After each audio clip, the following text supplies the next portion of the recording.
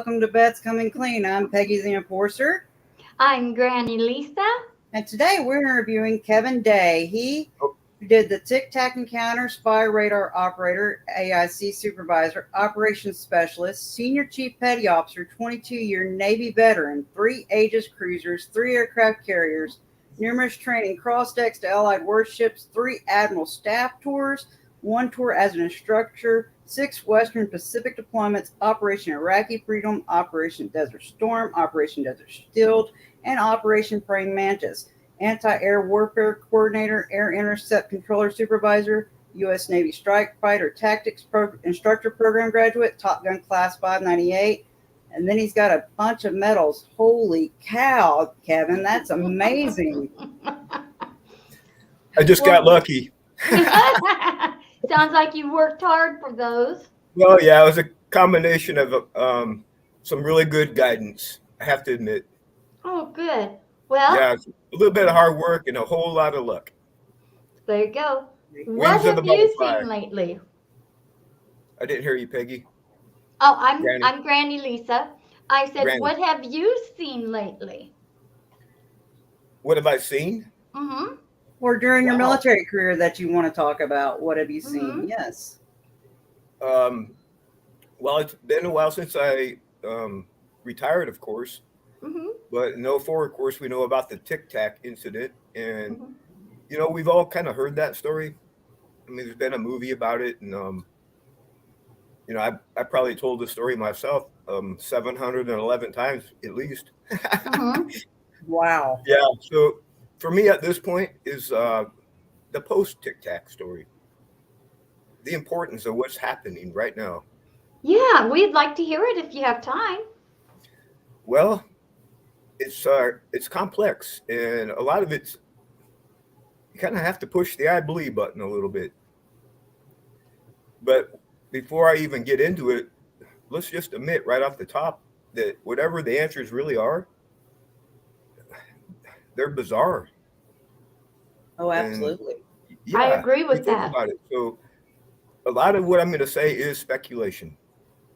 But please know it's speculation based on my own personal observations, a lot of research that I have done myself, a lot of guidance from some pretty damn smart people.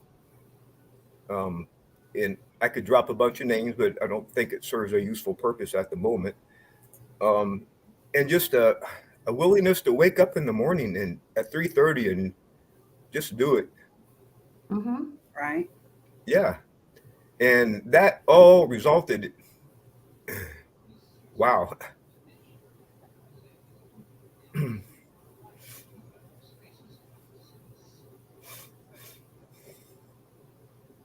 have to compose myself. That's fine, sir. Brother. It's all right. We've been there before ourselves. We both have PTSD. We understand. Yes, sir. Mm-hmm. Yeah. Well, I can't even believe how lucky I got. Wow. What an amazing journey. you have had an amazing journey I with know. downs. And It's Granny, amazing. Granny, you know, a part of me has to ask, why me? You know, there's a whole bunch of people in this world that did everything I did and more too. But Because in the you end, had the purpose. it didn't really matter, just like the song. But it does matter because you saw something and you said something. Things are changing. Right. Amen. Are seeing the truth for what it is now. Yeah. Amen. Instead of that's not true, that's a lie. I mean, you have a purpose. Absolutely. I do not believe that any of us are here by accident. I believe each of us have a purpose to experience our lives, the ups and downs, the choices that we make. It's all our purpose. Yep. Oh, absolutely. I hope you have some time. We do. We have all the time you want. What I have to say is going to take a minute. That's okay. That's why we have you on. Yeah. Anyway, at the time, you know, the Navy we're pretty lockstep in everything we did. Of course, our training had to meet certain standards and our protocols, and it was all based on safety. Right. really peel the onion and really get to the core of it. It was all based on safety, getting Yeah. um, people home safe and defending our country at the same time. And so when this thing happened, I was in a position where I was a senior grader, if you will. It was my very last time on a ship before I retired. What a way to go out. Wow. I was gonna, yeah, I was gonna go work for the Admiral for a couple years, and I was dead set going to work for DoD, which I did. So yeah, understand the context of it. I was in a my job at that time. I wasn't actually standing watch anymore, although I did. But my real job was to train others who were about to go on deployment, so we could fine tune everything and create lessons learned and get people to the right schools at the right time, and a plan for people leaving and people coming and all that kind of stuff, right? Right. That makes sense. Right. And ready, trained, ready to go. And at that moment in time, I had 6 ships under my belt. 3 were spy Aegis Cruisers, all spent right off the coast, right where we were, and Hawaii, and of course Western Pacific and Asia, and also 3 aircraft carriers when I worked for admirals on admiral staffs. And not only that, but time spent on allied warships doing, because in the Navy we had, and I'm sure the other services probably do the same thing. I don't really know. But on deployment, we would deploy with allied ships and we'd do cross training. They would come on board our ship and we would go on board their ship. So we're all on the same page. Right. That makes sense. A lot of experience, I guess you could say, in technical training and all that stuff. And imagine this. I walk up into Combat Information Center on the ship. Typical day at sea. We're getting close to running our air defense exercise, which had been planned for months. And of course, I was an integral part of developing and getting ready for that, briefing it on the beach before I even left, the whole 9 yards, right? I was a captain's right-hand man. And I hesitate to use that word, but at the time it was appropriate because there wasn't a lot of women. They were just kind of getting introduced. And I have to say, before I even go on, the best damn leaders were women. Yeah. Well, thank you for acknowledging women in the service. Yeah. And people of color. And you know what? You know why? Simple. Because they wanted it. They showed up. Mm-hmm. And I think they also show compassion to where I think a lot of male. To serve and volunteer, yeah. Anyway, so I went up to combat and I look up at the large screen displays. And in the Navy, we very seldom look at raw radar because it really doesn't serve a useful purpose. Instead, our computer systems interpret the radars and they assign track numbers and symbology that we use. And just by looking very quickly, I can tell what the identification currently is. That could change. And also what the track number is. So I could do something with the information right away if I had to, right? And all of a sudden I look up and here's these objects coming from low Earth orbit. And I believe I was actually getting ready. I was sitting at the console when this happened. We were getting ready to launch. The air wing had landed on board the Nimitz the night before, or maybe it was the night before that. And we're getting ready to launch everyone. We're going to do an air defense exercise. We call it AEGIS. And I had been watching these objects for 4 days before then. And they would all come from low Earth orbit, and they would group off San Clemente Island in groups of about 5 to 10 each time it happened. Right. Altitude between 20 and 28,000 feet, right off the coast of Catalina. And one by one, these objects, whatever they were, floated real slowly through our operation area where we do training. It's a warning area, if you will. Right. We can't necessarily keep people out of it, but we warn them, hey, be careful, right? So, and plus we didn't have nothing on board the ships to defend ourselves. We're right off the coast of our own country, and we got all kinds of air defenses right off the beach. Right. We're protected already. So this object comes real slow, 100 knots, 20,000 feet, between 20 and 28,000 feet. I've forgotten the actual number. And it would go down all the way about 60 miles north of Guadalupe Island off the coast of Mexico. And it would drop straight down. Holy cow. Yeah, and I started noticing that each one of these objects disappeared off my radar at precisely, or as clear as I can remember, the same spot in the sky. Lat, long, and altitude, everything. Just And follow the leader. by now, in between those 4 days, the 10th through the 14th, when this Fast Eagle and the TIC TAC encounter happened, and then if you add up what happened after that, if you added all the groups together and all the objects, there's probably 100 of these objects. That's a lot. Let that sink in for a second. And every one of them dove apparently down into the ocean. Where'd they go? I wasn't down in the ocean. I didn't know, but I have to assume, based on abductive logic, the simplest explanation is probably correct, right? Usually. Mm-hmm. I have to assume that's where they went. Right. And, obvious capital letters with 2 question marks. Why? But anyway, we weren't really concerned about that for the moment, right? Right. Captain Day was concerned about safety of flight, because here I was about ready to launch a major air defense exercise. I got unknown aircraft or objects or whatever the hell you want to come right through my training area. And I'm scared to death about running into one of these things. Because if I did, I was going to have hell to pay. Right. So Captain Smith came out of combat, and I said, "Hey, sir," I pulled him aside. I said, "Sir, we've been the whole strat group has been tracking these things for 4 days now.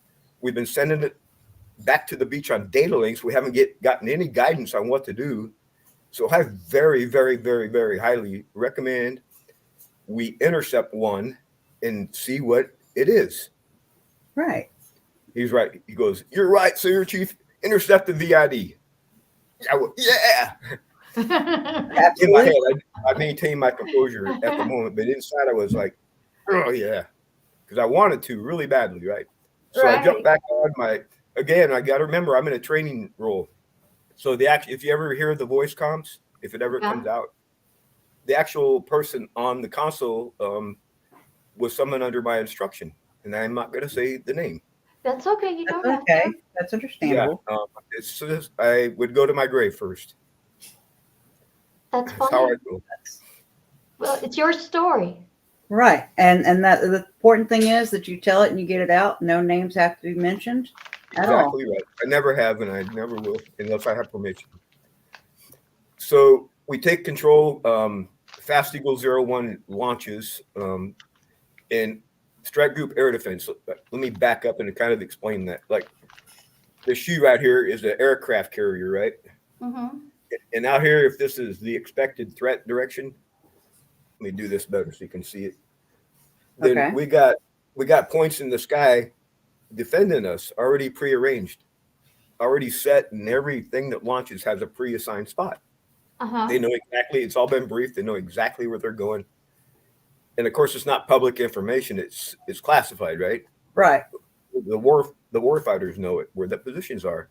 Right. So he takes off. We suspend training at the moment because now we got real world tasking. We take control. My air controller takes control. We send him to the closest object. And as soon as his aircraft gets into what we call the merge plot position, which is those 2 track symbologies I was talking about. Now, if I look at my radar console, they're overlapped. It looks like one track. So they're on top of each other. Right at that moment, whatever that thing was. And this is to the best of my recollection. Okay, so some of the details, you got to remember this is 20 years ago, okay? Exactly. I'm going based on what I wrote in my short story mostly. Right. So that's evidence I have. Anyway, as soon as he did the merge plot, that object, whatever it was, I found out later the next morning when I went to write the after action report, whatever it was dropped from 20,000 feet. That's Commander Fravor's number, 20,000 feet, down to the surface of the water in 0.78 seconds. That's no sonic boom, no nothing. Isn't that kind of impossible? Yeah, it totally is possible. Yeah, and I'll attempt to explain that. But you have to bear in mind, I'm not the expert on this stuff. I've just based on my own research, but no, I meant impossible to do. I'm not going to speak out of school, is what I'm trying to tell you. Anyway, he chases it down. He gets down co-altitude with it, and whatever this object is, it recognizes the aircraft. Believe it or not, it's aware, and so it gets in a for lack of a better term, where everyone wants to understand it, a dogfight, if you will. And what I'm about to say is his words, not mine. And at this point, his combat air patrol station that Fast Eagle 01 was assigned was about 60 miles north of them or so. This thing, whatever he had intercepted. Oh, before that happened, in the dogfight, right? We had the air control comms in the overhead speaker, because we're all listening on the ship, and every other ship probably did too, right? And all of a sudden, you got to remember, this guy is one of the most badass pilots the Navy has ever trained.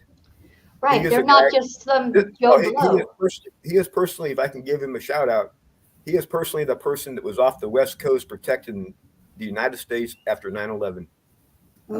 That's outstanding. Yeah, Top Gun grad, and the best of the best. Anyway, he intercepts dogfight, and all of a sudden on the speaker, all we hear is, "Oh my God, I'm engaged." And we're all like, what the? We were in shock. After, all this, and now this is happening. We were like, speechless. And everyone's looking at Kevin Day, like, Senior Chief, what? Tell us, what is this? And these are his words. This object, whatever he had intercepted, disappeared right in front of him. Wow. Yeah. And guess where that object went? Where'd it go? It went to Fast Eagle 01's assigned combat air patrol station. Where he was originally supposed to go. Exactly. And I'm not talking close, Granny. I'm saying precisely on it. Or close enough for government work, okay? Oh, wow. That long in altitude. How did he know? Yeah, that's a very good question. Wow. And I only realized the answer just recently when we did our mission off SoCal on A Terror in the Sky was filmed, Caroline Corey's movie. Yes, that was a good movie. Yes, it was. That's when I figured it out. Why that happened. I figured it out. What happened in 04 was a message. A message. That simple. It was a message to be understood at a later time by a follow-on event by somebody. Yeah. Yeah. And oddly enough, that somebody happened to be me. Well, you wanted to know what was going on. Yeah. So now imagine this, all these years later, and man, this is a long story. Anyway, I retired. I got pissed off, and I'm going to backtrack now a little bit. I ended up going to the Admiral on the staff, and I tried to say something. Hey, we got a safety of flight issue, ladies and gentlemen, off the coast here. They'd be like, what are you talking about, Senior Chief? And you know what happened when I tried to describe it? All they heard was UFO. That's all anyone wanted to hear. And I got laughed at. And cartoons made of us on the aircraft carrier, like UFOs getting crashed and people swimming away, that kind of, we're getting clowned. But they were there. And I was up for Master Chief. I retired as an E8, and I was getting ready to go up for E9, right? Right. And normally someone with my pedigree would probably have made it, but it was up to a board. So I'm waiting, and it comes to find out, and that year they only made one out of the entire Navy. And it just happened to be a friend of mine, and I applauded and congratulated him, because looking back on it, they made the right choice. Yep. If I would have been selected, and my entire path may have been different if you think about it. Right. But anyway, I digress. So anyway, I was upset, of course. So I retired, and I got hooked up with a decent job in Department of Defense. And again, I'm not going to say any names. That's okay. And again, I tried to say something. And guess what happened? They laughed at you again, did they? Same thing. Same thing. And it got so bad at one point, my boss, we were getting ready to go to the airport to go on a training analysis training we were going to. We were going to go. I basically did the same job that I was doing in the Navy, only as a civilian now. I was going out and writing training analysis on deploying strike groups and during the training cycle and stuff. And I showed him my book that I getting ready to publish in the Library of Congress, and I told him the whole story. And he turns around. There it is. Yeah, he turns around in the seat, and he says, "Kevin, just what in the? Can I cuss?" Yes, absolutely. He said, "Kevin, just what in the fuck have you been smoking?" Oh my gosh. I've known this guy for what, 13 years at that point. Wow. Yeah. So we did the mission. I came home. I quit. But So then I had a stroke of brilliance, as it turned out. I loved to write, and I had to do something. So mostly as therapy, I wrote a book and wrote a bunch of short stories, and then I had a stroke of brilliance. Truly was. I took the TIC TAC encounter, and I wrote a story about it. And I fictionalized the whole thing, changed the date even. But I kept the name to the ships. I say the word TIC TAC, and I described the whole thing to a T. And then, not only did I do that, I published it in the Library of Congress.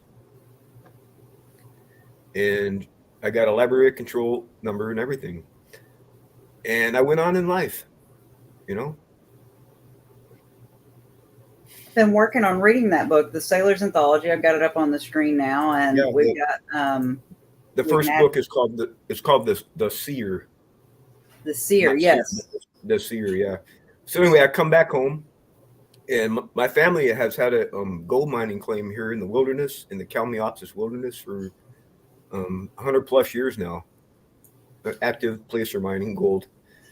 And I said, you know what, I'm gonna go get lost in the wilderness and try to find this source of this gold, because no one ever really did.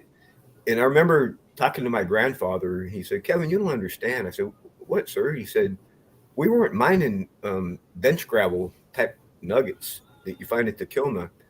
And like my eyes kind of opened, because what are you talking about? Like rocks with veins? What? He said, "No, we were recovering, and we probably lost more than we ever found. Little tiny flakes that when you looked at it through a microscope, magnifying glass, looked like snowflakes." You know, and I'm not a geologist. I'm an amateur geologist now, is what I call myself. And I'm not a miner, and I'm not a mineralogist. But again, using abductive reasoning, when I was back in the hills, I was like, that does not make sense. If that little tiny gold particle had traveled a little bit, it'd be like a little tiny ball bearing, wouldn't it? It'd be yeah, because it's so soft, right? Especially something that pure, apparently. Right. So that really piqued my interest. So I started doing research, and lo and behold, that I happened on something that is just amazing. It turns out that our mining site is associated with a much more massive piece of geology. And it extends from Northern California to Northern Washington, and it goes inland. I don't know how far, and it's underneath the ground where my butt rests on this chair, 8 to 10 kilometers. Oh, wow. Deep. And what it is a section of geology from the Pacific spreading arcs. And normally in the minerals in it were laid down by hydrothermal vents. Oh, okay. I'm catching on now. Okay. Geologists had those hydrothermal vents at the bottom of the sea. They call them Earth's original mineral sorters. Because what will happen is they'll lay a layer of aluminum, a layer of titanium, a layer of gold, a layer of silver, all the way down. So you got these layers of pre-sorted minerals. In that ground, I got some samples. That ground is so damn heavy that normally when it meets, because it's all getting pushed to the east, right? Normally when it gets, because the Pacific spreading arcs, that's where they are. They're spreading and it pushes. Normally when that type of geology, because this isn't the only place, where there's spreading arcs. Normally, though, it gets subducted under the continental plate because it's so damn heavy. Mm-hmm. However, when it does abduct, gets stuck on top of granite and limestones, they call it an ophiolite. Ophiolite. Ophiolite. Ophiolite. You can Google it, Wikipedia. In our case, the piece of land I'm talking about is called the Josephine ophiolite. And our valley is called the Josephine Valley. It's all named after. So I went out into the wilderness and I did my research, 65 pages, and I documented. I even discovered a previously unknown landslide that helped kind of. I'll never forget the moment I figured it out. I was sitting like, what in the hell happened here? And all of a sudden I just had this epiphany. Suddenly I knew what had happened. Because I had been looking at Google Earth and I was trying to interpret the topology, and all of a sudden the light came on. And boy, did I hit it. You're about to hear why. So the thing is, that huge geology is, you can't mine it. So I gave up because a lot of it's in the wilderness, and I would defend that wilderness with my life. It's primordial and beautiful. There's plants and animals back there that you cannot believe. Maybe found nowhere else. Natural ecosystems you don't want to disturb, I understand. Mm-hmm. Yeah, it's beautiful. And inland, what do you got? You got cities and towns and roadways and infrastructure. It's not mineable from above, obviously, right? Right. So time went on, I gave up. I I came out of the wilderness and I was houseless. I wasn't homeless because I had an income. Nowhere to live, though. So my sister bought me a 22-foot 1974 trailer because I was separated from my now ex-wife, and I was down and out. I'll be honest.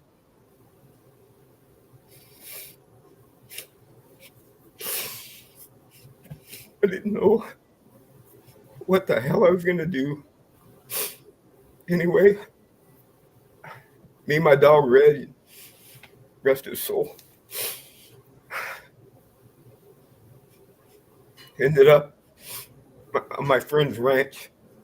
I was waiting for the second house on his property to get available so I could rent it and have a place to be. And it became available, but God bless him, he couldn't refuse a deal from a legal marijuana dispensary grower. And we have those here, believe it or not. It's not all illegal.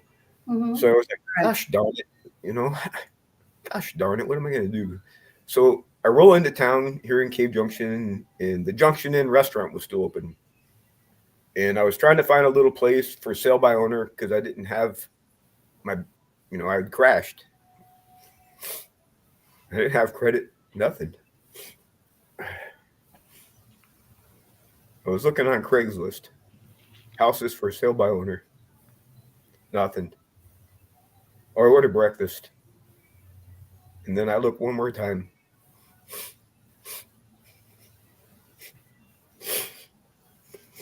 And all of a sudden there's this house. And I knew the house.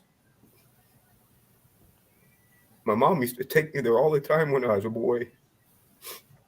The old lady loved me. So I bought it.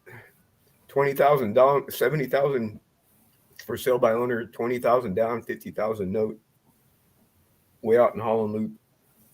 Me and Red Dog. And I walked in after escrow. And her ashes were on that fireplace mantle. I know.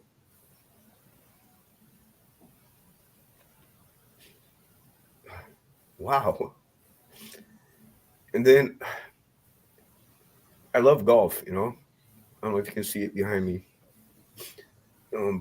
So I was like, what am I going to do? I had free time, so I started volunteering at the golf course. And of course, I met this is a very small town, 2,000 people maybe. I You know, actually know where you're at. My family is from a lot of people here Wade know Creek. it's real hard to go into the store and everyone, at least someone in there is saying, "Hey, Kevin, hey, Kim." Hmm. Yeah, you're very My visible family here. plots up there. Yeah. Yeah, so it was just a natural place to go. I go down the golf course, right? Hmm. And I was volunteering. I just reopened the kitchen to help out. And I was carrying out a plate of food. We were watching the golf tournament. I forget which one. And all of a sudden, it was 2017. The TIC TAC video was playing on CNN. Imagine my shock. Bet you stopped dead in your tracks. I knew in that moment my life was going to change. You know why? I alone knew where evidence was hidden. At least at the time, I thought I was the only one. It turns out I wasn't. Oh, by the way, I knew because I knew where evidence was hidden in the Library of Congress. I didn't say what they were, but the existence of my book alone proves it really happened. Right. How do you explain that? I don't have a Mhm. time machine, as far as I know. Hmm. You have a time machine ready? So I No, raced but home.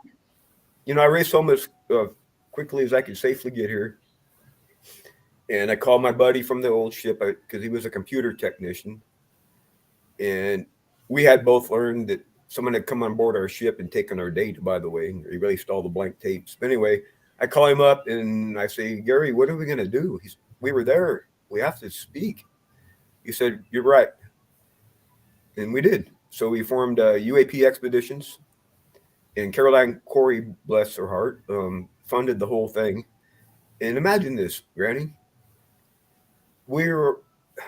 She funded that, and we were on this rooftop, and some quantum physicists out of New York University, Kevin Knuth and Matthew Zydalgas, post PhD type dudes, are really, really super intelligent.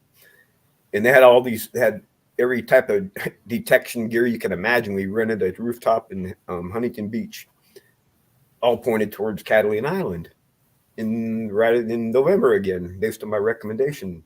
Because I honestly thought these things were connected to the whales. Oh, Because the okay. I whales, can see how you could think that. well, the whales go from Catalina down to Guadalupe Island in November, the gray whales. Right. So that was kind of my thinking. And lo and behold, we had a team on Catalina Island. We had a team Huntington Beach, and we had a mobile unit so we could triangulate in case we did detect something. I was actually kicking it in the house. I hear up on the roof excited voices. We got something. We got something. Quick, get up here. It was David Altman over in Catalina Island. He had seen something through binoculars and then detect. So, bam, we started detecting it. And we had a corroboration from the mobile unit. And I don't know if you've seen the movie, but I highly recommend it. Oh, I just watched it. Yes. It's on YouTube. It's free. Yeah. Apparently, these objects, I believe there was 5 detectable on radar, and accompanied by 2 gamma ray bursts, by the way. Yes. And oh, by the way, 2 gamma ray bursts happening that close is about 1,000,000 to 1 odds. It basically never Oh, happens.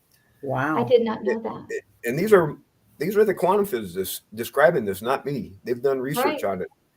And what they suspect is these things showed up in a wormhole. I Wow. saw that where the cloud, Yeah. and then it was So that's when closing. 2004 clicked. And I came to the epiphany that intention itself, the message in 04 and the message on that rooftop was one of intention. These things are imbued with intention. They're not just conscious. Yeah. All right. A lot of things can be conscious, so to speak. You know what I mean? Yeah. But to have intent and a prime directive, that is something entirely different. Yeah, it is. Yeah. And it was confirmed to me. I was standing there minding my business, and Dr. Zydalgas walks up to me. He said, I got a question for you, Kevin. I said, what's that, sir?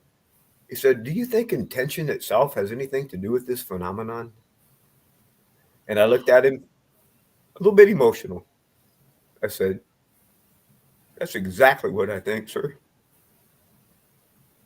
Yep. It's And like he was reading your mind. Yeah. yeah, intention is a missing ingredient to all this. Everybody's Yeah. wondering why and stuff. And that's the answer, I think, at least. I'm going to speculate now because everything I've just described is fact. But now I'm going to Yes. speculate, like I warned you. And before I do it, I have a question. Yes. I'll just take a quick poll here. Do everyone sitting here, at least the three of us, agree that there was probably a Big Bang? Oh, absolutely. Yeah. There was something that created everything, an initial Yeah. start. Yes. Okay, well, let me ask you about it. Was that Big Bang intentional or unintentional? I'm going to lead you through a chain of logic. Was that Big Bang intentional or unintentional? Intentional. Intentional. Well, the truth is, from a scientific perspective, if I'm going to do statistics on it, right, which is just a fancy word for mathematics, I have to assign the probabilities at 50-50 because I don't know. Right. Right. But think about the power of that. There exists a 50% chance, unless you can tell me, no, Kev, it's 49-51. There exists a 50% chance that the Big Bang was intentional. Let that sink in for a second. And because I'm going to lead you down a chain of logic. So I have a question about that. Whatever intended the Big Bang, did it choose to survive the Big Bang, or did it choose to commit a cosmic suicide instead? No, Again, I don't know. Again, I don't. I Yeah. think I know, but I don't. 50-50. Right. I have to assign it 50-50 statistically. Right. Okay, now the next logical step, if you will, I have to ask myself, if it did survive 50% chance, in what form would the creator, the instigator of the Big Bang, what form would it take? Post Big Bang, would it be a non-fundamental force, or would it be a fundamental force? Right alongside gravity, right alongside strong nuclear force, right alongside weak nuclear force, right alongside electromagnetism. Meaning it basically split up into everything and is everything all around us. I think intention itself is the grandmother. In fact, it might be the only fundamental force. Just like our brains, our basal ganglia is a controller for basically the rest of our body. The other fundamental forces work basically for intention, if you will. The basal ganglia of the universe, if you will. And just like you can engineer stuff off weakened strong nuclear force and gravity and electromagnetism, I strongly suspect you can engineer objects off of intention. It's just another form of physics that we didn't know about before. Well, absolutely. If you match your intention when you go to do a goal, if you make sure your intention is pure and for the positive outcome of all involved, usually you can attain that goal no matter what it is. Amen. I've tried to do that in my own life. It's very difficult. I've learned some tools to help you with that, by the way. So that's how I arrive at my point of view that these objects they're real and they're full of intent. And I'm going to get to that in just a second. They're conscious and they're extremely powerful. If they wanted us dead, ladies and gentlemen, we would not be sitting here. Oh, yeah. We're absolutely defenseless against these things, unless there's someone on the planet has a super powerful mind that can plead guilty and pray in a way they understand. I mean, it's true. Right. I agree. The way I look at it is, if I could use an analysis, and again, I'm speculating. If you could consider it like this, we are humanity 1.0. version 1.0, just like software, right? They, whatever they are humanity 10.0. Yeah, we're not even close. Right. Yeah, we're that much smarter and maybe billions of years in evolution ahead of us. I don't know. But what would be their intent on visiting Earth? Great question, Granny. Great question. Yeah. Well, And I'm going to speculate again. okay. And for lack of a better way to say it, it's a prime directive. And God, I hate to say this kind of stuff because it sounds so crazy. And believe me, I know when I say it, it's going to sound crazy. And I accept that. And I could be full of BS. Okay. And so could the person that's helping me with this. And just so you know, he's an adjunct professor. You know, he's been to some schools you would not believe. He teaches down at Citrus College, Bruce Solheim. I'll go ahead and throw his name out because I have permission, right? And he befriended me and said, Kevin, I want to help you. I said, what are you talking about? He said, well, I sort of have a special friend, and he could help you answer some questions. What are you talking about? And but then I realized something, and I kind of have to digress here again because this is part of the story I got to catch you up on. If I could go back to the time I had rolled off the wilderness and I was houseless. When I eventually got a house, I was over at a friend's house, and there was these two gentlemen there dressed normal. And they said, hey, Kevin, we've been wanting to meet you. We're local dispensary growers, but we're rockhounds. And we really, really, really want you to, we saw your research online on the internet. We want you to take us out there, and we want you to brag about it, show us. And totally naive at the time, I did. I went up there, took them all the way to the top of the ridge, described everything. And the moment I figured out who they were, it happened like this. My little dog Red, because we had spent 8 months back there until winter kicks us off. So he was real familiar with the woods, right? And sure enough, the big black bear, they're all kind of black bear back there. He goes chasing after a black bear. And I turned to Forrest, quick, fire one round. And I swear to God, before I could even blink, he had his sidearm drawn out of his vest,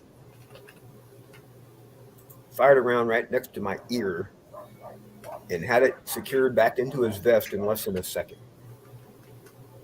Wow. That quick. Do you know what percentage of folks on this planet are able to do that? Yeah, I mean, it's rare. It's very difficult to do. At that moment, I knew who they were, though. They were two spec war people, and they were there to observe me, if you will, and tell me a message. And the reason why I say that, because we get back to the house, and they sit me down. This is my old house, not this one. And they said, Kevin, we have something to tell you. And I said, what? How do you like my geology? And I was talking about it. And they said, well, that's not really why we're here so much. I mean, that's fascinating, but in Shakate looks at me. They went by Forrest and Shakate. Shakate looks at me, and he was emotional, kind of like I get. He said, Kevin, God, this sounds crazy saying this, but it really happened. He said, Kevin, you are incredibly important to what's about to happen. And I looked at him like, what in the, can I cuss? Yes, you can, sir. We're back. Go ahead. What in the fuck are you talking about? And then Forrest looks at me, his cohort, and he was emotional. He says, Kevin, we do not want you to make a continental plate slip into the ocean. I was like, what in the fucking did I just hear? Huh? Totally baffled. Anyway, they made their departure. I was left baffled yet again. Same kind of situation that 04 left me in. And 2017 rolled around and Commander Favor went public. And next thing I know, Lou Elizondo and Tom DeLone came to my house to interview me. And right before Lou left, I pulled him aside and said, "Hey, Lou, I got a question for you." I said, "Did you happen to know?" Because I'd already put this together in my head, right? I kind of figured out who they were by then. Right. I said, I know both of them. "Question for you, Lou. Did you happen to know Forrest and Shakate, those two blokes that came to see me a little less than?" And he looks at me with a little wink in his eye, says, "I emailed them." I knew better than this. I didn't say anything else or ask anything else. It turns out they were, and again, I'm speculating because this is unconfirmed, but I strongly suspect it. They were from ATIP. What is that? It's an acronym. It's the Early Investigation Team for UAP. Oh, okay. Lou Elizondo is one of the gentlemen. Yeah, Lou Elizondo. They formed it up after he used Tom DeLonge to the Stars Academy, and they formed it up. In protest, he quit the CIA in protest because no one will listen to him either. Oh, really? It's like Kevin Day, yeah. That's why he quit. He wanted to say something, but he got clowned. Yeah. And I don't even know all the details because I don't want to ask him, Not my business. In fact, don't tell me, please, because then I'll know, I don't like that. I work on a need to know type thing.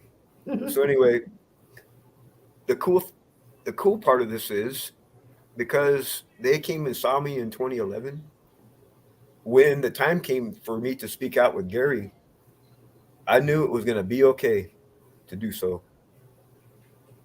Because they would have said so? I knew it was going to be okay. In fact, I knew they were relying on me to do it. Okay. I had been recruited to play a certain role. Oh, I get it. Okay, yeah. Yeah. Mm-hmm. And I only figured this all out later. But of course it's true. And I can only hope that I've done a decent job with it. I'd like to meet someone that could have done it better. We have a question here. Go for it. It says, Kevin, do you think they be visiting our planet to help with our evolution and harvesting samples? Very. Yeah, I read it here. Very, very good question. Okay. Yeah, and it goes to the heart of this whole thing. And it goes to the prime directive. Okay. And based on my own research, I've learned that human DNA and all biological life is based on DNA and RNA. Right. Well, DNA is the lattice that forms DNA is made from phosphates, and DNA is constructed, if you will. I don't know the proper term, out of half sugars and half phosphates, and then acids get mixed in, and RNA, DNA RNA is created through that. And again, I'm not, it's not my field, but I've just done some. Basically, I use Wikipedia and I read the references, and I have emails with some pretty smart people. No training or nothing, okay? But I was able to figure out this. At least I think. I'm speculating. I think there's a prime directive in whatever these things are. They are coming here, going to the bottom of our oceans to collect phosphate-heavy rocks, which happen to be right next to hydrothermal vents. It's the purest form of phosphate on the planet. Oh, wow. And then they create a seed, and they put it out there, a little seed, if you will. They put it out there in the cosmos on suitable host planets that it just happened to be in a Goldilocks zone around their own suns. They just happen to have salty seas, because we're not the only one. We're rare, but ours is not the only one. Nope. Right. Ours reluctantly, because it's probably actually theirs. And so they're here for two reasons. They're here to get our rocks, and this is going to sound horrible when I say it, but please let me describe this. And again, I've kind of had this confirmed through Bruce Solheim and his friend. Uh-huh. They are here, and again, don't be in shock, because it's going to sound shocking when I say this. They are here for our rocks and our souls. What do you consider the soul? They are here to basically find humans who are ready to move up to humanity 2.0. Oh, okay, okay. And they're grabbing our rocks at the same time to plant through the cosmos. And the research just came out, I don't even know, maybe 2 months ago, that a single photon, one single photon, you know how small those are? Tiny. Can go down into the quantum wombs of plants, and one photon can spark photogenesis. So that's what I'm thinking. I'm thinking a single photon can go into the quantum womb of a phosphate rock and create DNA. It might take 1 billion years before that photon hits it just so. And that's what they do. They come here and they collect stuff and they put it out there in hopes that 1 billion years from now that life will spread. I call it interstellar transpermia. It's a possibility. I have Exactly. a question. It's total, and I'll get to the question here. It's total speculation, but someone please tell me a better theory. It's based on logic, actual sequence of logical steps. Right. Research and observation. Please, I'm dying. Someone tell me. Well, I had read somewhere that, how there's mutilated cows. That, there's no blood, there's specific cuts and everything, that somewhere in the DNA of a cow is very close to a human DNA on certain parts. I don't know if I'm even pronouncing or getting that correct, but that there was, like how you were saying, they needed something of that DNA to take and apply towards what they were doing. If that's the case, I guess we shouldn't be so shocked. After all, I can go right down to the store and buy slaughtered cow.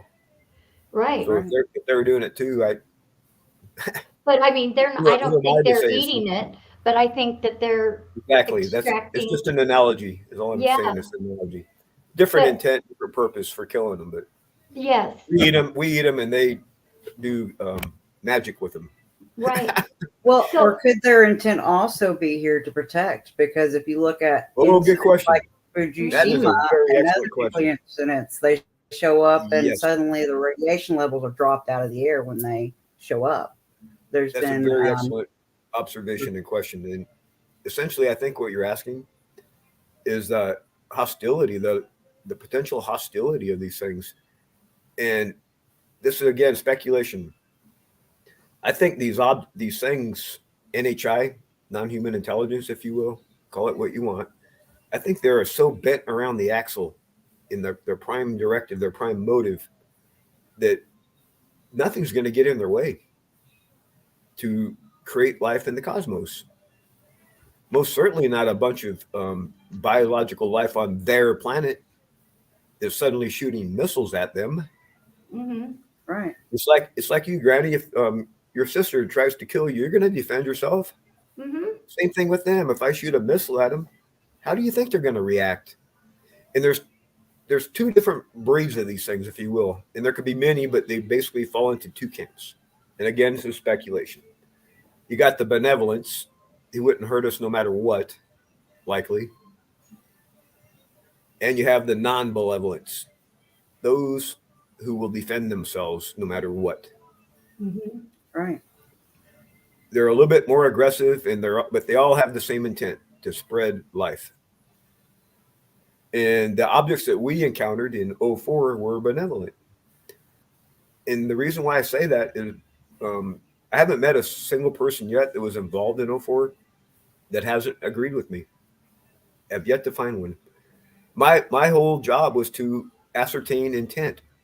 If anything coming in the skies at us, so I could judge, hey, it's just simple, unidentified comm air or Cessna flight, standard routine stuff. It's a suspect aircraft or it's hostile. It was my job. These objects, whatever they were benign. I thought they were there to see the whales. I felt a sense of awe and love. Like I don't have the words. Mm-hmm. And I had eyeball contact with these. I must have lost 15 pounds running up from CIC combat information center up to the bridge over the course of those days. You know what I mean? Week and a half. I get on the radar, I'd get the closest object. I'd run up to the bridge and I'd look on the big eye binoculars. I'd find it in the sky over and over and over and over and over. But I have to be honest, when I did it, I never saw anything odd. I wanted to, but I never did. Because I would be down in combat and others had reported during the night shifts and stuff. They were seeing these things make weird maneuvers. And that's all I saw. It was just a boring white light. Dang it. So did any of the subs ever follow them in the water? Off of Guadalupe, I think they did. All of them. And then when Fast Eagle flight intercepted, one of the things that also happened is he comes back on the radio. He says, Charlie, which was our call sign for the USS Princeton, we were the air defense commander for the strike group. I worked for the boss, you know, the air defense king, for lack of a better term, right? Right. He was a guy that was directing where these aircraft go. They're basically weapon systems at his disposal, at our disposal. And I lost my train of thought. What was the question?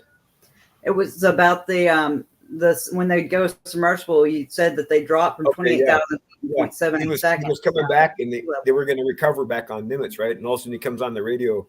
It says, Charlie, we may have a possible downed aircraft right here. Mark my position.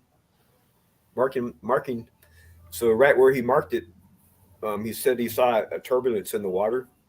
So immediately when we hear that, we're going to search and rescue procedures. We drop everything else and we're getting ready to launch helicopter, launch the search and rescue boats. Everybody man's on the up top side on the ship, and we're turning that way. We're going to get people out of the water, save them, right?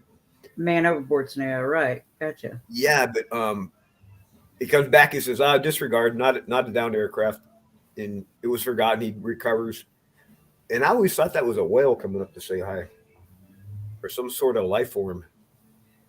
So when I was putting all this together, trying to ascertain an identification, right, I came up with benign. Yeah, totally benign.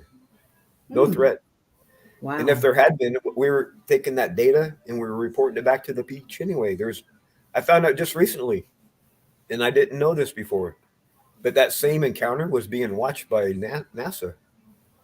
And a couple Oh, other you mean the place that has no idea about the UFOs? Well, our data leak was getting reported to the beach, and that probably woke folks up that were on watch on the beach, and suddenly phone calls were made, and people like, hey, we got something. And there was other people watching it on satellite. That's what I heard. I don't have any proof. Sense. I don't have any proof. Right. I did hear it. Yeah. So I find it strange. I'm ready for the questions.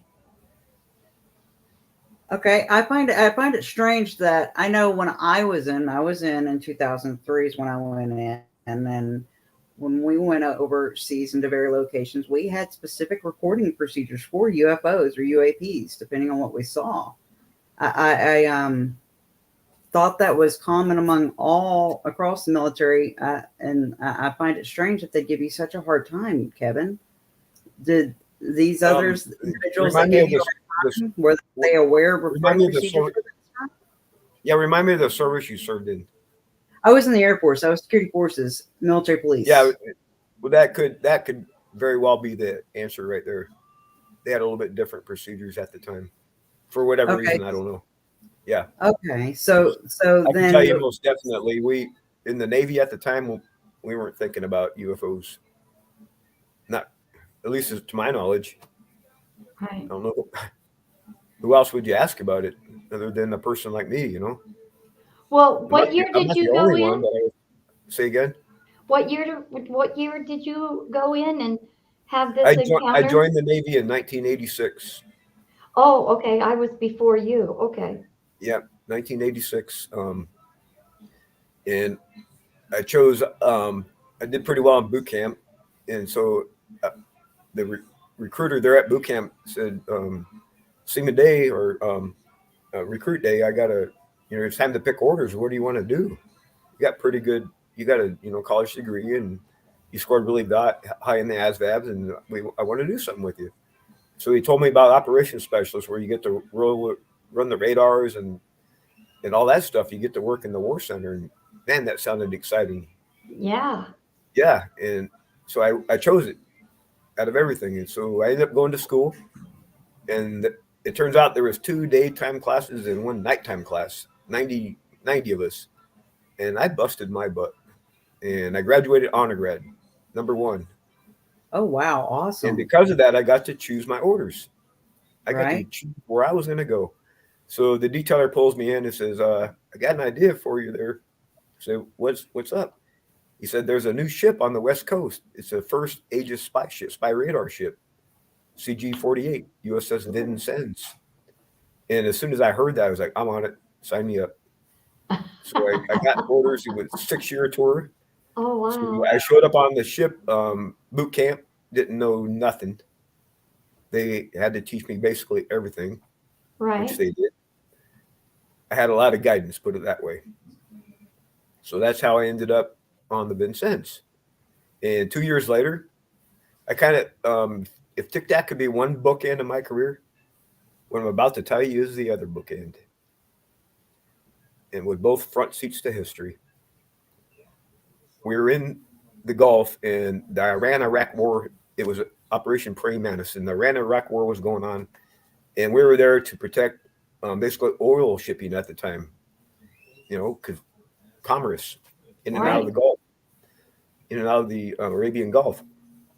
And Vincennes had gotten a little close to the international line between us and the territory of Iran, right? Their territorial waters. And Iranian ball hammers, it was July 3rd, 1988. Next day, July 4th. So just human nature, you're kind of going to be on edge anyway, a little bit. Yeah. National holiday next day. And sure enough, Iranian ball hammers were just a fast patrol boat with rockets and chain-fed machine guns, 50 cal. They come at us, and they're protecting their border. Mm-hmm. And they opened fire at us and our helicopter. So we returned fire, and there was 7 of them, I believe. We ended up sinking 5. We recovered our helicopter, where we're trying to, we're zigzagging, trying to, keep from getting hit. And we got live fire coming at us, right? And you know how big a 50 cal is? Yes. It's a pretty scary moment, right? Right. Yes. And right then, in my watch position, if you can see my desk here, and over here where my other hand is, I'm literally about that far from Captain Rogers, because I'm doing an uninvolved navigation detail. That was my job. It was an electronic system. I had to update the ship every 5 minutes. Mm-hmm. We went to general quarters, and fate just had me standing behind him. And I'm not on comms or nothing, but I had been standing that same watch for month and a half, 2 months.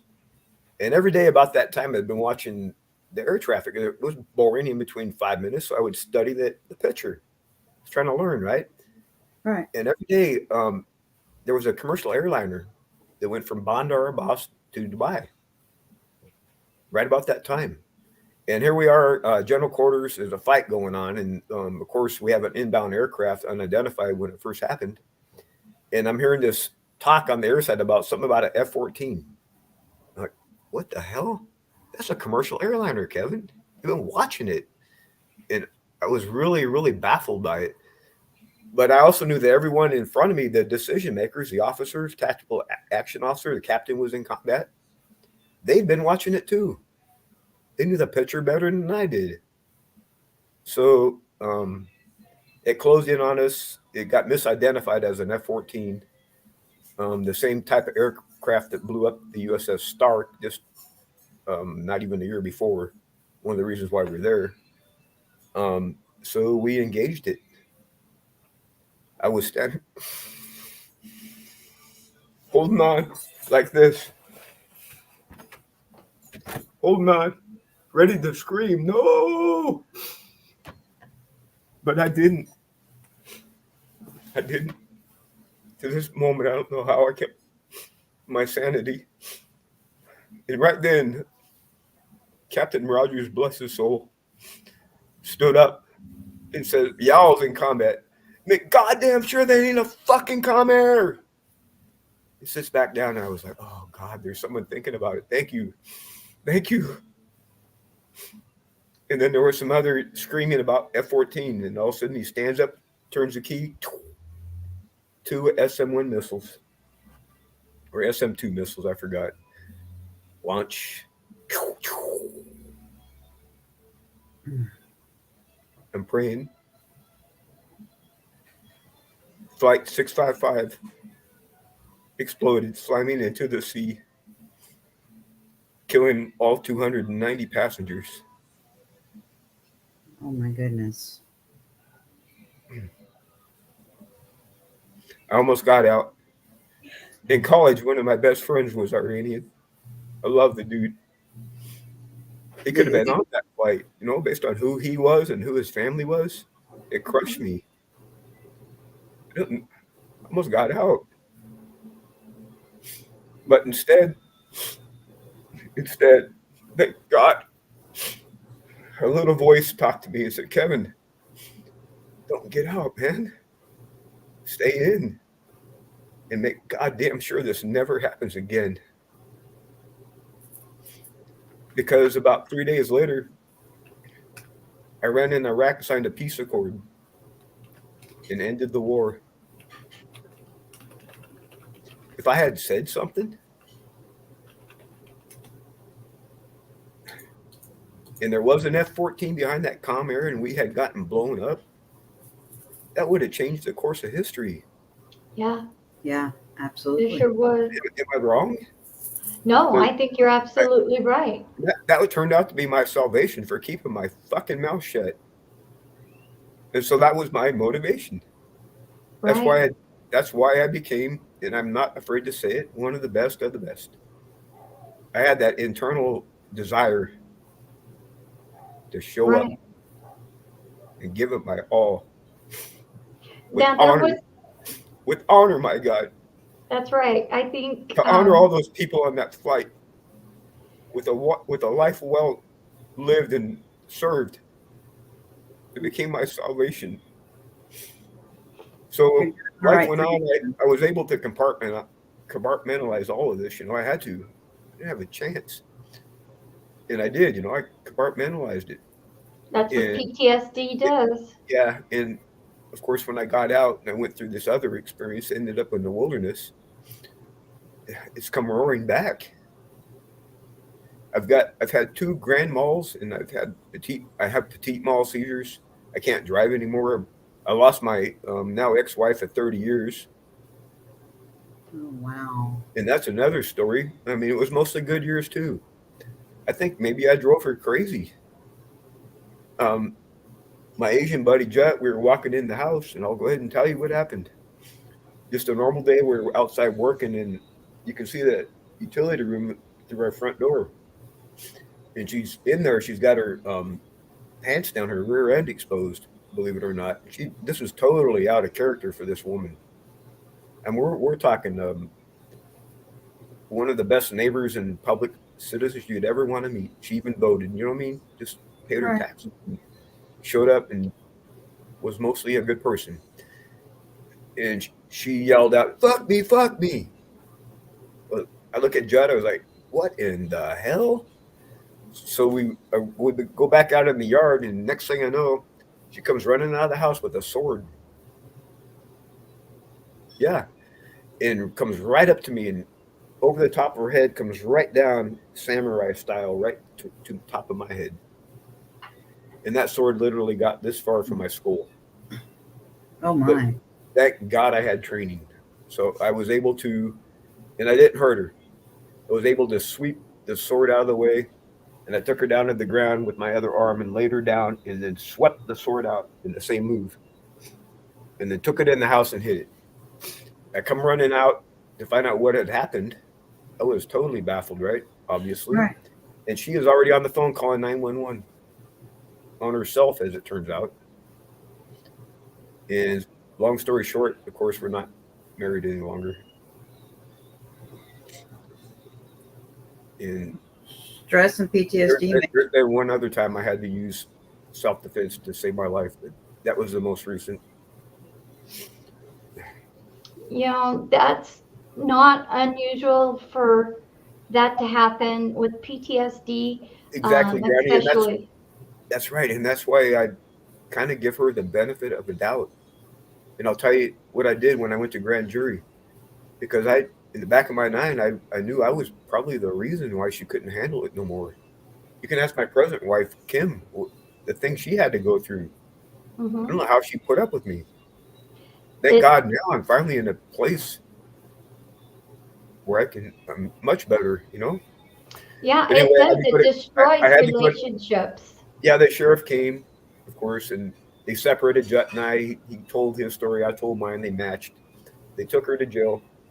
I had to go to grand jury and testifying before the jury. And I said, it was my turn, right? I said, I've been to grand jury. I was speaking to the jury and the district attorney. I said, I've been to grand jury. I said, not as a defendant, but in your shoes as a juror. And so I know the decision that's on your shoulders right now. Believe me, I do.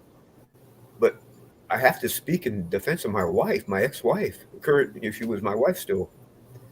And I said, I explained everything like I just explained to you, right? And I got down to the part they wanted to know, well, how'd you defend yourself? And I looked at the district attorney. I said, do you mind if I get up and just show you? It'd be the easiest way. And before I did, I said, and please bear in mind, I'm not a kung fu expert. I just have had basic training. And in the moment, I didn't have time to think at all. I Right. just simply responded. And if I hadn't, I'd be maimed, if Yeah. Right. not dead, because that sword was coming at my head, full Right. samurai, swung down. And you can be a little frail person with a sword like that. It's going to cut you, right? Oh, it's still Anyway, going to be damage, big time. yeah, Right. so I showed them what happened, and then I sat back down, and they said, well, what do you want? And I started crying, and I described who she was, and I pleaded, don't send her to jail. It'll kill her. It's not what I want. They said, well, the district attorney's like, well, what do you want? I said, a restraining order, and I'll divorce her, and I'm good with that. And that's what happened. Sounds like you took the best middle path there was for you, Kevin, for both parties And involved. you know how I did it. I promised you this earlier. That's a good point right now, and this is what I did. When I am at, and I had to do this out of necessity, when I'm at a major decision, right? Or it works even better when I'm angry. I try as hard as I can to stop. And I say, Kevin, and I actually talk to myself. I said, Kevin, if you had the benefit of going back in time and redoing this again, what would you do differently? And then instead of waiting, I do it in the moment instead, Right. Mhm. or at least Mhm. consider it. Right. And I can't even tell you how many bullets I've dodged doing that. Yeah. Yeah, Absolutely. try it Life yourself. lessons. It is Mhm. unbelievably powerful. It truly, truly is. The Yes. creator said, It'll shock you how powerful it is. It really We have will. some more comments here for you. I don't mean to Go cut for you it. off, but No, go for it. the creator that has asked the question is not this one, but they had a prior one. Could you go into detail about what human 2.0 means to the to a general public? Well, please bear in mind, uh, I'm not a master brain, and I don't have all the answers. I'm not a Well, guru. no, but when This you is reference this the is all 2.0. speculation again. So, Mm-hmm. um, not some spiritual master, just my ideas, right? Right. But what I think humanity 2.0 is um, basically the next level, and whatever the governing body is of NHI, they're not going to let you in as a soul unless you're ready. Right, to And then what accept happened and again to 3.0, and then 4.0, and then 5.0, and then 6.0, and then 7.0, and then 8.0, and then 9.0, and then 10.0. And then when it keep gets to 10.0, growing. that 10.0 entity creates another big bang somewhere, With intent. maybe in a parallel universe. Oh yeah, you can't even put so you can't Or put it in a box. I guess Yeah. what you're comparing this to would be the consciousness level. Basically, the more Physics, positive people get and according the less to negativity, the exactly higher they go. and the latest research, post-quantum research, is very strongly suggesting that consciousness and physics are one and the same. They're tied, they're paired, if you will. Oh, well, don't they say that your brain, which is your conscience, is not even used all the way? Am I just like in the wrong spot of thinking? But isn't there a part of the brain that's not even being used fully? Or is that just a myth? There's four lobes in your brain, and the frontal lobe, if you will, sits on the top of your spinal column, Mm-hmm. and there's a organ called basal ganglia, and it's surrounded by the tamulus, and basically that's your internet node, if you will, and it communicates with all your nervous system and your other three Oh, lobes in okay. your brain. So you're kind of right, and the frontal lobe is probably the most active. Again, I'm speculating, Mm-hmm. but the other three lobes are used, but not to the extent that the frontal lobe is probably used. And that's So a very that's good the, question, because Dr. Jack Sarfati, and I'll drop his name, is suspecting that UAP encounter, for whatever reason,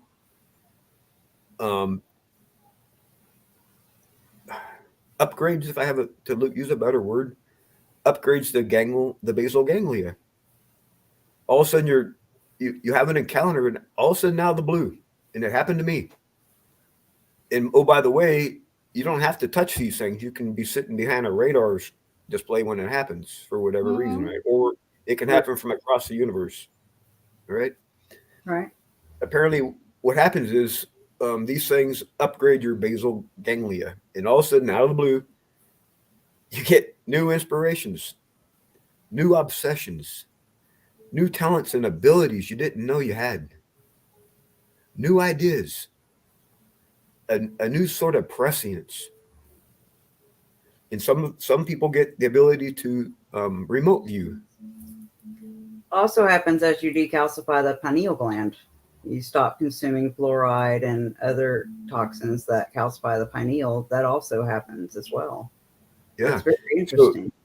So this, again, my speculation, and I'm not Mhm. talking for Jack here, and I call him Jack, Right. sorry.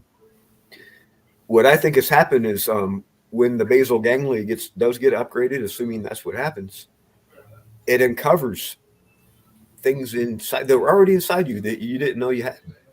Mm-hmm. And during the time it is getting upgraded, it has to borrow capacities and resources from the other three lobes. And the way I think about it is a car radio or a car battery. If all of a sudden I have a radio and I connect a big, huge sound system and it's too much for the battery, I mean, there's only so much capacity, right, in a battery. Right. Now imagine hooking up an entire household to that same battery. Yeah. Ain't going to work out too well for the battery, right? No. What I think is happening as the basal ganglia is getting upgraded, it has to borrow capacities from the other three lobes. Okay. In Now order the to do it. creator, yeah, the creator had another question I wanted to put up. And so, well, let me finish the thought, Granny. I And will. so that manifests things like memory loss. Like I have a short-term memory loss and Mm-hmm. small seizures, and you name it, Mm-hmm. because your capacities are being used to upgrade your basal ganglia. And I'm hoping that once that's done, I'll get my rest of my brain back to work with. That's my prayer. Yeah. But anyway, go ahead with the question. Well, it says here, could you ask him after he had this encounter, did he experience a paradigm? Am I saying that right, Peggy? Shift? Did I experience what? A paradigm shift. Yeah. Did you experience a paradigm shift? Could you elaborate on what that means? Well, I want to he be said, very clear on this answer. okay, he said, did he experience a paradigm shift and start noticing weird things like synchronicity? Oh yeah. And other weird Oh things? yeah. I call them signs. And for me, what it is I'll be outside and I'm like, shoot, man, I got to go get my Phillips screwdriver. So I walk in the house and I walk by the stove and the digital clock says 11:11 or 4:44 or 3:13 or 7:27 or 1:23 4:56. And it happens to Kimberly too, my wife. And I got to tell you, it happens too often to be a coincidence. I don't know how else to tell you. Right. It's Have a you Right. valid observation. It's a valid observation. Have you ever And, looked up the number and a meeting? lot of other synchronicities are happening. Like we just happen to meet the right person at the right time in town, and that branches off into something wonderful. Yeah, it definitely paradigm shift. You Wow. suddenly become aware of things. You notice the animals. I'll give you an example. Again, this is going to sound bizarre, but I'm going to do it anyway. Um, Kimberly and I were used to, because we love birds and cloud watching, so we're used to running in the house. Drop what you're doing. You got to see this cloud because clouds don't hang around. Got to come look. Right. They did So blow away. it was my birthday. I come running in the house because I'd seen this weird. It looked like a dragon head. I was like, "What the?" And I heard this voice on my shoulder, "Kevin, quick!" And it was strong. It wasn't an audible voice. It was just a strong feeling. Kevin, quick, get a picture standing under this. So I run in. She was cooking or something. Quick, grab your camera and come out. We run out, and I stood right underneath it. I said, "Quick, get like 10 pictures of this." Just pop, pop, pop, pop, pop. And I was like, "Whoa!" And so I posted on the internet on Facebook. Immediately, I'm getting the responses. Kevin, do you realize you had a dragon head cloud above your head? Have you guys seen this photo? I have No. not seen this I'm photo. going to send it to you. And it happened to the southeast. And all summer, I've been noticing. Remember, I was talking about noticing animals and stuff.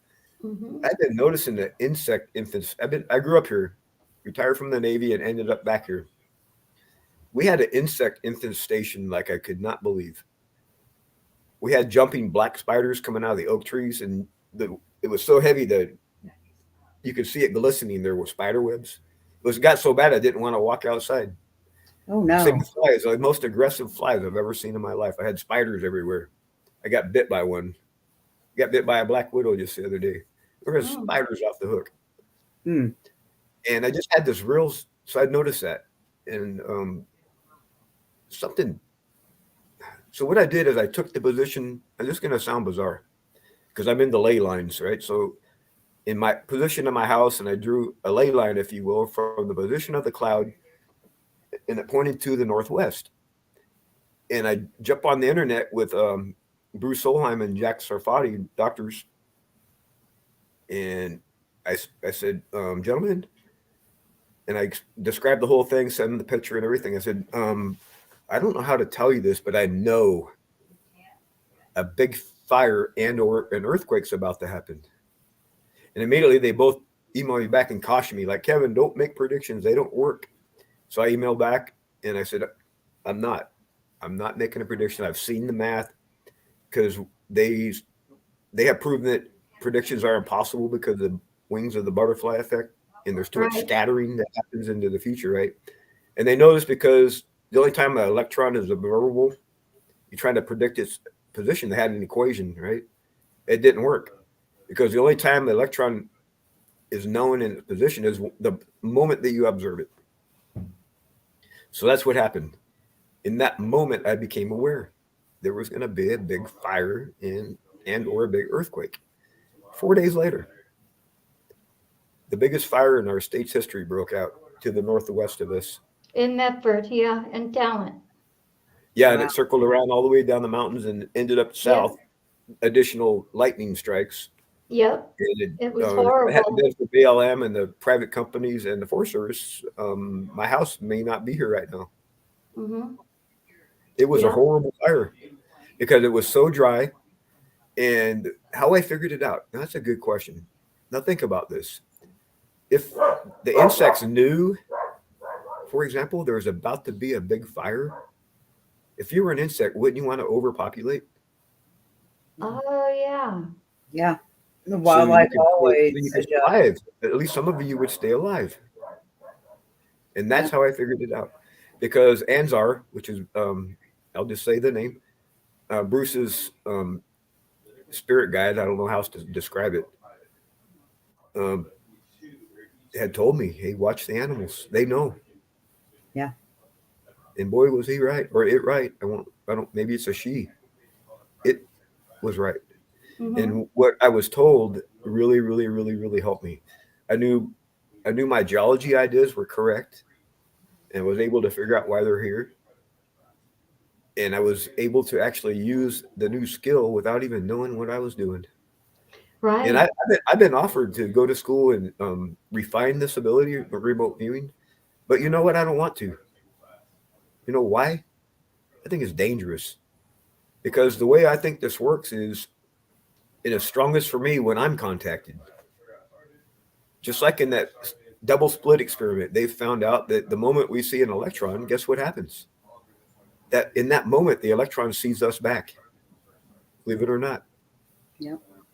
Wow. It's aware of us too. So that's what happens with me. They find me. I don't want to screw this up and actually make it a continental plate. I know this sounds crazy. No, But it if I mess doesn't. this up, I could, it might not end well. right. Maybe something not that major, but I have to be careful. And that's what Oh, I've yeah. chosen to do. Yeah. I'm not into No, it. I get it completely. I know somebody Not into that it. absolutely has the same issues and Yeah. tells me the exact same thing. Nope, I can't do that. I So have to be who's ever very listening to careful. this, who's ever watched, and I've been being watched for a long time. I see them all the time. Recently at the golf course, people come observe me. I know I'm being watched on the internet. There's probably listening and video devices in my home. And you know what? I'm actually happy about it, Granny. You know why? Why? Watching us back, Because, Granny. because the ones that are watching me are protecting me, I think. They're leaving Oh, me the okay. hell alone, so I'll do the right thing. Right. Oh, okay. I see now. Because whoever made this decision about me, their instincts about me was spot on. They seemed to know how I was going to react. They seemed to know. I don't know how else to describe it. I know this whole thing seems so bizarre and unbelievable that No, I don't think, They know I mean, your maybe heart. to some people, but No, not they to know us. your intent. Heart and intent match. It's a big deal because a yeah, lot of people. I've been offered money and all kinds of stuff. And I'll give you an example, like my book that I published in 2009. I checked the other day. No, the purpose why I wrote it, 2 reasons or 3 reasons. One, to get it off my chest in a positive way. Right. Right. And 2, to hide the evidence in a place where it had to be, it was there because I had a control number. And if it ended up missing the quite, well, what happened to the book? He's got a control number, right? All right. And the 3rd reason why I did it, I lost my train of thought. Sorry. No, No it's okay. worries. Was so that I could order new copies if I had to. It wasn't there to make money. And in fact, since I published it in 2009, I checked 2 weeks ago. It has sold exactly 12 copies. If that ain't evidence of my intent, I don't know what is. Yeah. I understand completely, Kevin, because when you're telling the truth, it doesn't matter who hears or whether they believe you or not. Mm-mm. You just got to get your truth out there. And it's important that you do it. And I'm glad you come on here to talk to us about it because it's very Yeah. important. It is, because If I there could even are get- other people like Yeah, you that If I need could to even hear. get one veteran listening to this, hope and Yep. inspiration, don't give up. No, never. You know, the way I look at it, I was talking to Kimberly the other day. I'm sitting here right now at the same spot I probably would have ended up anyway had I retired with a second income in DOD, because I was coming home anyway. And it turns out I'm here anyway. Wow. I think it's amazing. I probably ran into you. You do look kind of familiar. You probably know my brother, who I look a lot alike, Jim McDaniel. Where did I know McDaniel at? Yeah, he does raft boating. What was his job? What did he do? He does the trout run. He does the trout run on the Rogue. No, I mean when he served. Oh, when he served, he was in the Seabees. The In the Seabees? Navy. Mm-hmm. That would be where I know him, because one of my tours of duty was teaching amphibious control ship-to-shore movement. Mm-hmm. So I taught coxswain school because I was there as a OS, and it was all bosun's mates, the normal coxswains. Because I was there, I got qualified. So I was teaching and I was teaching them how to land in the salt boat on the beach, off of, Right. right where the SEAL training camp is, right? That, and also the rigid inflatable boat and the basic boat. We taught them all three, right? So if I did run into him, Daniel, that's probably where it was. Well, he lives in Cave Junction. Ah. Yeah, my whole That's family is originally down to my where'd you say he was? grandparents. Where's he at right now? He's Here? in Cave Junction. Boy, howdy, I want to meet him. Small world. That's why I'm saying, when you're talking about that, I'm right on it, because that's where I was born and raised. Yep. Yeah. Does he have dogs? I don't think so. Okay. Well, Kim's I a don't dog think groomer, so. so I was asking. Yeah. I don't know. His wife might. I don't know. I know he doesn't, but his wife might. Yeah. So yeah, and I'll get the information on contacting you, and I'll give you information about him, because he's a Navy vet, and he was in well, let's see, he's 11 years older than me, so he's 71. Okay. Yeah, so he would be an old timer, and yeah, he does he's got those wooden boats, and goes down, takes people down, salmon fishing, trout fishing, all of that. Sounds like a pretty buff dude at his age, yeah. It's just what his passion is. Yeah. He says he's A lot of born things in can the happen wrong on a century. boat on the river, trust me. Yeah. Yeah, I know. I almost drowned in it. So yeah. Wow. Oh yeah. It's beautiful, but you especially gotta if be a black bear cautious. takes an interest of your joyride, right? Ooh, yeah.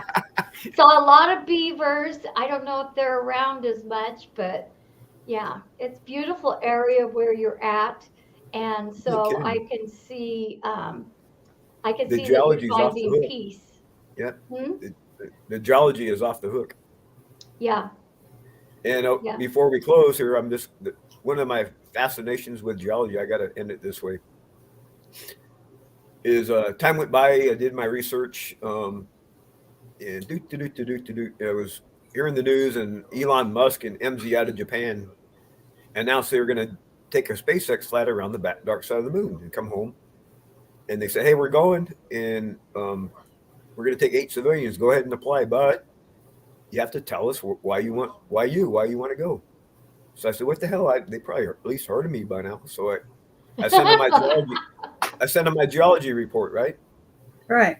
This is why I want to go. And then I explained, I said, oh, by the way, sir, that new tunneling technology, that boring technology that you have, putting in the tunnels between LA and Vegas, I don't know if you've heard about them.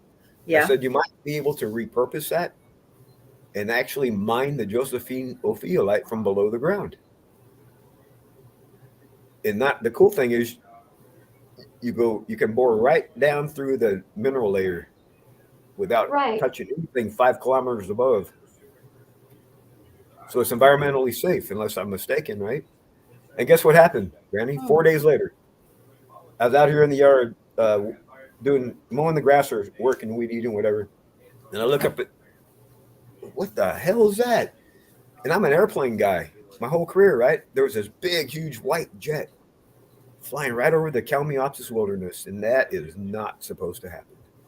You don't fly over the Kalmiopsis wilderness in a jet, especially not that low, right? Right. It's a disruption. And so it went north, south, north, south, north, south, and I saw it circling right above where my mining claim was. And then it went east, west, east, west, east. And I could show you the picture of it. I'll send it to you. And I run into the house like, what in the hell? Jump on the internet, and you know what it was? It was a NASA flight on a geodetic mission. They took my research and they checked it out. Oh my And gosh. there's been subsequent flights, at least once every 2 weeks or so. And they're mapping out the whole area. You know why? It's because it was either in the original flight or a subsequent flight, they discovered hydrothermal vents about 8 miles off the coast of Seattle. Oh, wow. Uh-oh. Oh yeah. For real, guys. Uh-oh. Oh It yeah, turns out they've been talking about It turns out Chief Seattle was right. The Native Americans didn't build there for a very good reason, because they Oh knew yeah. that every once in a while, guess what happens? Tsunami. So the beautiful part of this, if you can wrap your head around this, is my journey, if you will. God, it's bizarre. Mhm. It culminated in the possibility that a lot of lives now might be saved. Mhm. Because Well, they do know you it's think it was NASA that listened in on you, or do you think Elon Musk let him know? What was the question? Who was spying on me? Yeah, Right. do you think it was NASA, or do you think no, it was CIA, Department of Defense, and DIA, they were and they had listening their in and reasons, passed it on? And Yeah, again, this is speculation, but right. I can't assume anything else. Well, How it's do you too much explain of some a of this stuff? coincidence. Yeah, unless But it's all coincidence. But how if you likely is that? understand, I've taken me logically through the whole thing, and you tell me if it's coincidence. I wish I had that kind of coincidence in a casino. Yeah. Right. So for me, my salvation is just the idea alone that, just perhaps some Mhm. little kids, like the ones who died aboard that airplane, might get saved, because they know there's a tsunami threat. Mhm. yeah, And they didn't know it was there. They knew there was one existed, but not that close. I did during my geology. I discovered a landslide. Right. Right. I right. call it the Earth Diver landslide. I named it in honor of American Indian or Native American tradition. Right. And it used to be Biscuit Mountain, and they still call it that. And I was looking on Mhm. Google Earth. I was trying to figure out why there was an ultramafic washout in a little place called O'Brien. It's like these real big, heavy rocks, and there's a washout of them. Like, what in the hell? So I was able to figure out Biscuit Mountain during Cascadia 300 years ago, and the one before that was 300 years ago, and we're overdue by about 30 years. Let that Oh sink yeah. in. During the last one, the entire mountain cleaved in half. And this is, you got to remember, this geology is iron hard. It's full of titanium and iron and gold and the heaviest minerals on the planet, right? Right. And it must have been a local 10 quake, and trees down deep were ripped out of the ground and thrown asunder, right? This thing went ripping down the valley and then ricocheted off this other hill and boom into these other hills, and it created an ultramafic washout. Holy cow. Yeah, and when I published my report, I forget the geologist emails me back and says, Kevin, you have an incredible ability to read topography with a question mark. Well, I was boots on the ground. I Yeah. was looking at the rocks, was doing research and doing interpretations and trying to figure out what the hell. Right. All right. So here's the bottom line. Right now, we owe close to 40 trillion in debt as a nation. Oh, Yeah. more than that, I think, isn't it? Somewhere that's right around the published number, I think. Yeah. Um, this is speculation based on the type of minerals that are below my feet and the depths of this geology and the fact it could be mined now. We might have enough minerals here to pay off our national debt 10 times over. I'm that sink in. skeptical about the fact if it would be used for that and not some greedy big shot taking Well, advantage of it. well, it's kind of up to us a little bit.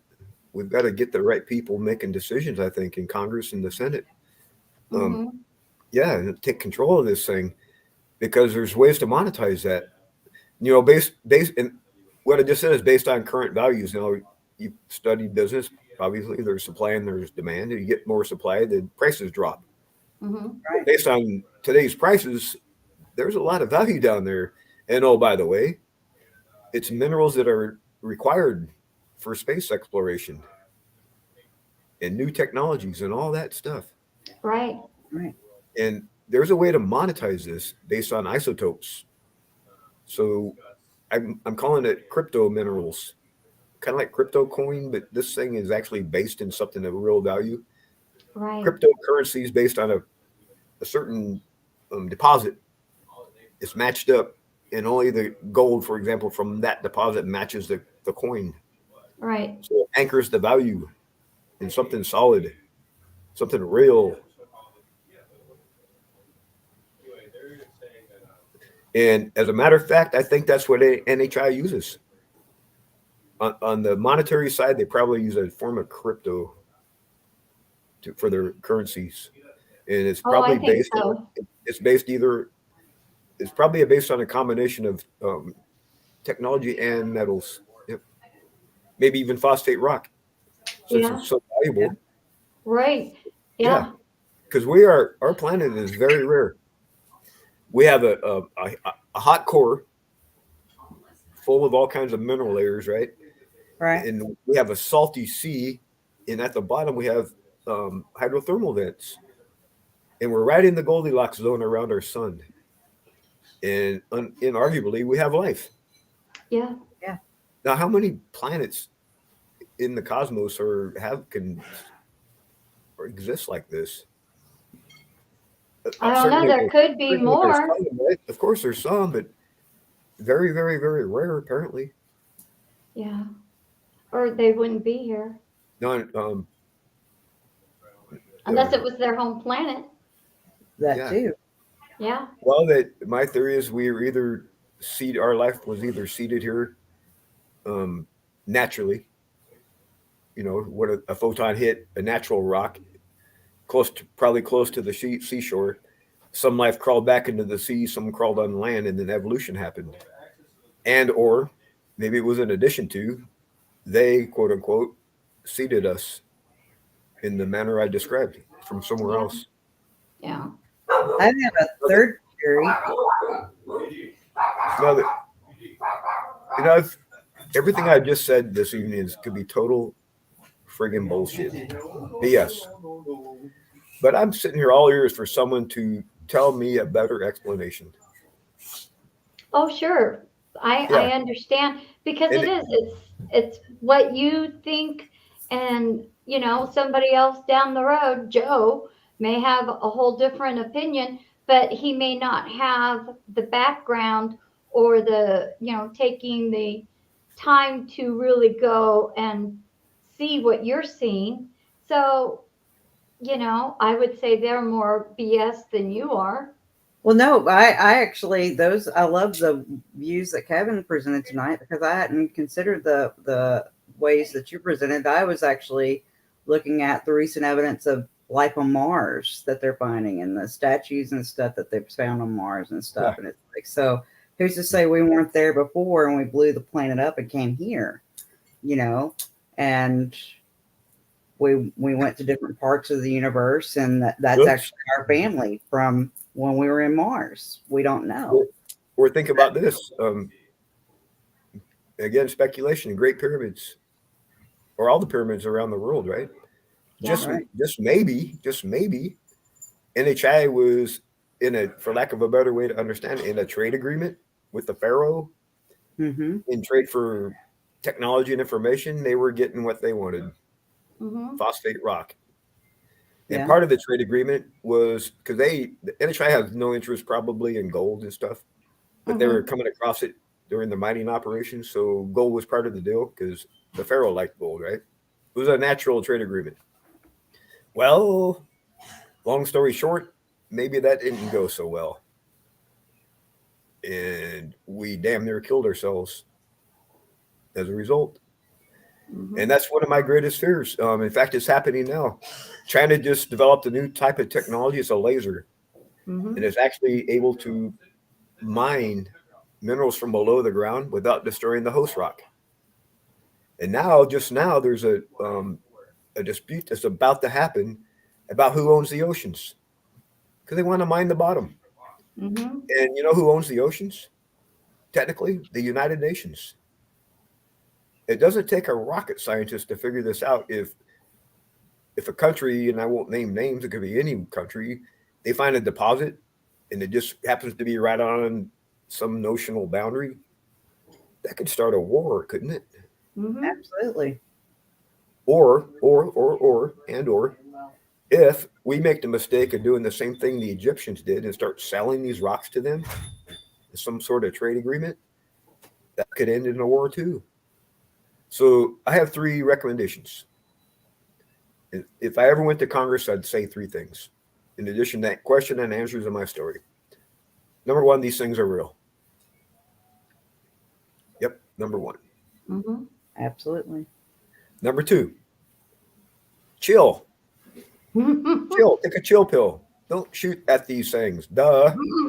They're going to defend themselves. Of course. And number 3, let's take this opportunity in history to finally bury the hatchet on this. Yeah. Let's forgive and forget. Not forget, but let's forgive. Move on. You know, and the reason why I say that, because people ask me all the time, Kevin, you lost your career. Aren't you upset? Aren't you seeking some sort of compensation? I said, no way. I don't want it. I've already been repaid. You know? And I don't hold any ill feelings, because I have to be really, really honest. If I did, it would be from the benefit of looking back at it in a more knowing position. But if it had been me at that meeting or the other side of the table and someone had been telling me what had happened in 04, Yeah. I probably would have been doing the hardest laughing. Really? Oh, yeah. Oh, yeah, because you got to remember, Granny, I'd never seen anything like this. I was a straight stick radar guy. Right. Yeah, this blew. I mean, no one had ever seen anything like this, and to suddenly out of the blue claim what we were saying about UFOs. Of course, we got reacted to. It was a stigmata at the time. Right. It was stigmata. How am I going to blame you, Granny, for stigmata? It's not your fault. No. No, I think it's the government's fault because they did know about it and they kept it a secret for a long time. And because they wanted to have the power of the secret, they didn't care on who they hurt or caused damage to keep that power to themselves. Yeah, I have to speak in defense of DOD a little bit. There's basically 3 types of threats. You got tactical threats, which I was an expert in, and asymmetric threats, and then you have threats by extension, right? And whoever the government, quote unquote, was, they were concerned for our mutual defense, because obviously these things are capable of stuff, and their intentions are not entirely clear. I mean, I have my ideas, but what are those worth? Right. And so I can kind of understand the reason for the concern, but the thing that pisses me off really deeply is how that policy was executed. Why did they have to destroy lives and yank careers from under people? And you know what it cost them? You know what it cost them? Right now in the military, they can't recruit people. No one wants to join. No. Well, I wonder why. They kicked me out. You saw my resume. What could I have done? Exactly. Really, It's impeccable, dude. May I have made if I had stayed? I don't know, Right. but I would have tried. Right. Right. And I had the education, I had the experience, I had the skills, I had the training, I had the public speaking abilities. the ability to write, present my ideas. It was my forte in the Navy. I was a master training specialist. I had to do it. Rooms full of people, had to get up and present stuff, you know. But And that all that wasn't their all intent. that was thrown away. Yeah, their And intent was it to wasn't destroy anyone's you. fault. That's the thing. It wasn't anyone's fault. But you know what, Kevin? It was the fault of stigmata. And my Yes. mission in life right now is to send 2 SM-2 missiles right into the whole structure of stigmata and crash it into the sea. That's my mission. I think that would be perfect. When this 7 years ago, you'd have to be crazy to talk about UFOs during election season in Congress. Am I wrong? Oh, yeah. So Or even something talk is about obviously period. Same way with grocery outlet. I'm standing in line. I'm overhearing folks talking about UFOs and UAP. Mm-hmm. Jesus Christ, that never happened just a short time ago. No. Not only that, governments all over the planet are having Yeah. investigations and they're setting policies in place like Air Force obviously had, you know? Yeah. But don't you think it's time, Kevin? Out of the blue. And if you dial it all back, where did it all start? The most recent. It started with TIC TAC. Yes, it did. Yes, it did. It's inarguable, right? Mm-hmm. Smoking gun evidence, Yep. which is what scientists look for, Yeah. which is why I'm being watched. Well, I am glad that you are not allowing circumstances from the past keeping you from your future. Amen. Thank you, Kevin. Despite it all. God, keep me on that path. Mm-hmm. And I'm very honored to finally meet you and pick your brain and also learn life lessons, because I too have PTSD from the military.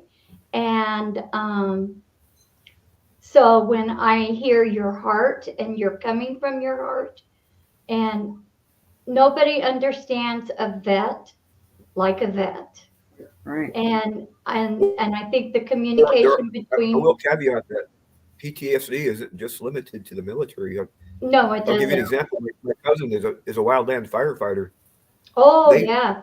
They lost 2 fire team members. You don't think that affected him? He knew them. Oh, yeah. Oh, yeah. Yeah, so I think first responders Our sheriff has known people that he's lost, you know, on and on and on and on. Yeah. They're Yeah, an outside military, basically. Yeah. Our first responders They're are. a civilian equivalent to what you and I did, Granny. Yeah. Yep.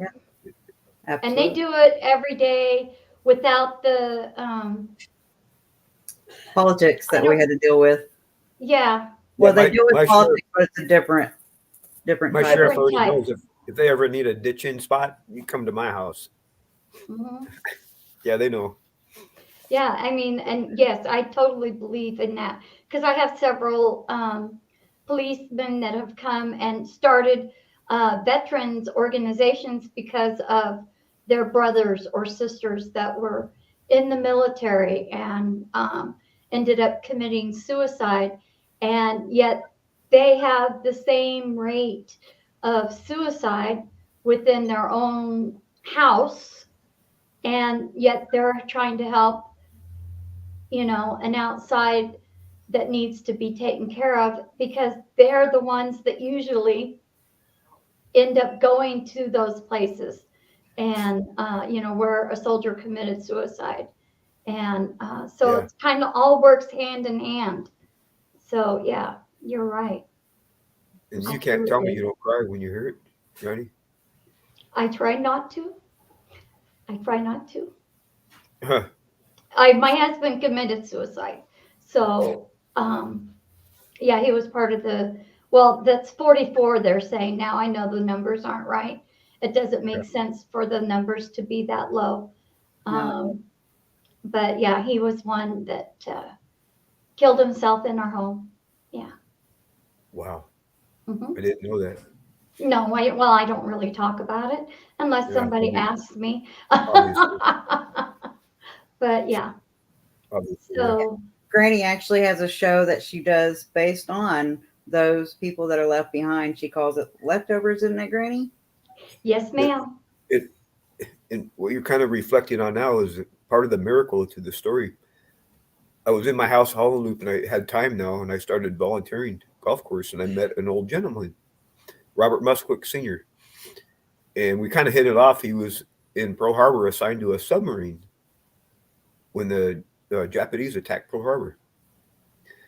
His boat was off the coast, and so they avoided the attack. But when they came back in, guess what he had to do? Rescue and assistance. Oh. Yeah, and he knew people that he knew personally. He used to go out and party with them, the whole 9 yards, yeah. Mm-hmm. And he had post-trauma his whole life. Yeah. So, Yeah, those faces you don't forget. I used to come to this house. He was elderly, right? So I used to come over to the house all the time and help him out. And we also had an interest in geology. That's where all those rocks came from, him and his brother Jim, right? And I didn't know it at the time, but he had about a year left to live. Oh, wow. And it turns out that he had told his family to give Kevin a chance to buy the house if he can when he passed. And that's what they did. I bought my house for $70,000. 2 years later to the day, believe it or not, I had to wait. So it was 2 years. At least that's what I remember. And my house value had gone from $70,000 to $174,000 because it was on really good, superb soil. And Right. there was a dispensary grower that wanted to buy it. And that manifested to the penny because my credit still sucked, right? I needed $100,000 to get this house. And I had to the penny enough to do it. Wow. And Coincidence? I don't think even so. then, the bank laughed at me. I had to go through a private lender. But you got it. So it was meant to be. It sure sounds like it to me. Yeah. Yeah. And a little bit about this house. It's on 4 acres. It's actually 9 acres. Robert wanted me to buy the other house next to it, 9 acres, right? And I just couldn't swing it. But the family has promised me I'll get it when their other son passes, right? This property sits on one of the original townships in this whole valley. It's a prime estate property. I paid $290. The brand new homes right now they're putting in are going for almost twice that. Oh, yeah. Wow. And I only owe about $150 on this, and I wouldn't sell this place for. You'd have to offer me $1.5 million. Oh, Because yeah. the problem is where the hell am I going to go for $600,000 or whatever it's worth? Mm-hmm. I can't buy a place like this for that kind of money. Not here No, now. you can't. Nope. You know, Granny, you know. I do. Yes, Yep. I do. And you probably California know- ruined it. Well, you probably know where this house is. I Laurel probably Road. do. Where the high school is, go Yes. south on Laurel Road. Big Yeah. yellow barn out front. It's the big yellow barn house on the right-hand side. Oh, okay. Yep. So you're on the other side of the creek. What was that? You're on the other side of the creek. Yes. Yep. Okay. I'm south of the high school, right-hand side. 2 Mhm. houses. Okay. All Or one right. house, I'm sorry. The second house on the right. Right. Yep. You've seen Okay. you've been by it 1,000 times. I probably have and didn't pay a darn attention to it because I mean, the high was school's going so close somewhere. I could hit a golf ball almost halfway there, so it's pretty close by. We can Yeah. hear all the sports in the stadium when they're playing. Yeah, my family is from there, and they were. My grandfather was Indian, and my grandmother was Indian, and she actually came from a tribe off of the coast, and so they moved from the coast to Cape Junction, and What year, Grady? it was in the 20s. Okay. That's when my family came here.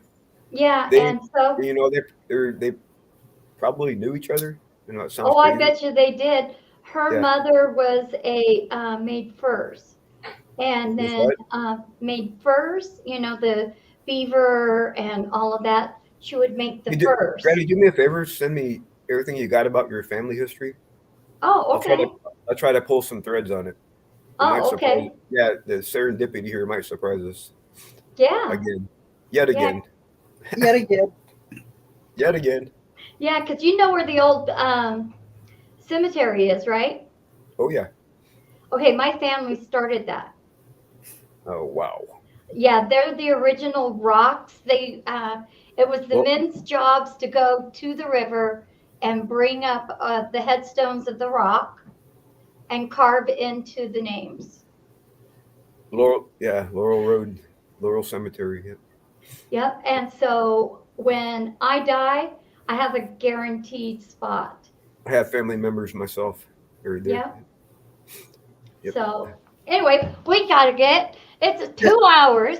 Wow. That goes by so fast. But Yeah, I gotta go eat. We'll have to have you on again, Kevin. Yes, I want to know more. I want to pick that brain some more because I think you have an amazing story, and I can hear your heart. And to me, that is way more important than any other Hollywood star or movie star, because their life isn't real. Right. Your life is, and it matters. So, And you're speaking your truth, which is important. And I'd like to extend a welcome to you, Kevin, on the third Saturdays of the month. We don't have the time nailed down yet. We will have it on the website once we do. We plan on having a monthly Zoom meeting with veterans, first responders, everybody that needs to come forward and talk about stuff.